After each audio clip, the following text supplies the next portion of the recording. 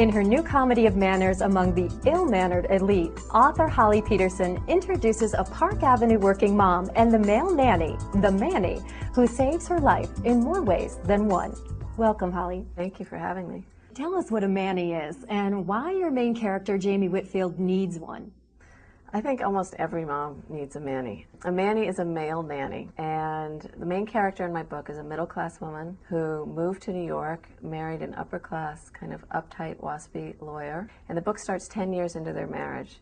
And their marriage at this point is not terribly happy. The husband's gotten distant. He's not the greatest dad. The mother, like so many mothers across America, is a hardworking mom with 3 children. She's frazzled. She needs some extra help with her kids in the afternoons, and she hires a male nanny.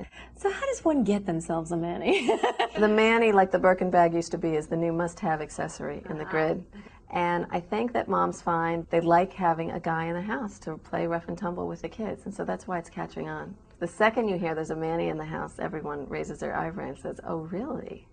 Without the husband home?" It's kind of funny because if you hear about a nanny in the house, it's not the first place you go. But the second you have a man in the house alone with a mother, people go straight to that. Your book humorously depicts life in the grid as the backdrop to the novel. Where is the grid and why is it so outrageous? It is a concentration of the wealthiest people in New York. The guys in the grid now are making $20, $30, $40, $50 million a year, these hedge fund guys, and the money on the Upper East Side is at so many multiples of where it's ever been. And I felt that this was a story that really had to be chronicled properly and told.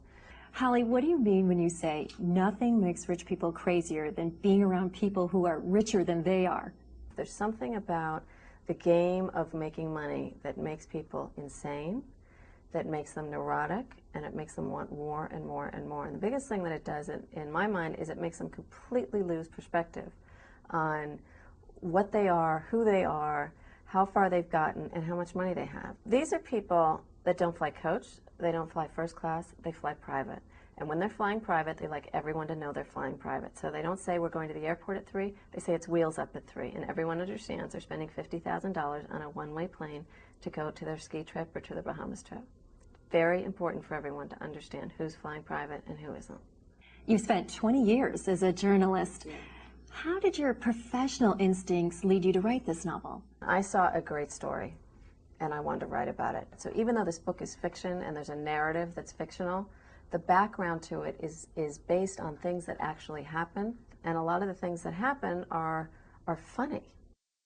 When you read about sex, you want it to be hot and fun, and you want to kind of get into it. I had an editor who is known as such a brilliant fiction editor in New York, so I did listen to most of the things she said, but the process can be very painful and very arduous for her and for me. She said to me, if you can't write about sex like the Kama Sutra, you can't really write sex. I mean, it has to be so beautifully done and so succinctly done, otherwise it doesn't work. So what we're going to do is we're going to take your sex scenes, and then you have these 10-page sex scenes. We're going to turn them down to 1 or 2-page sex scenes, and then they're going to be little gems.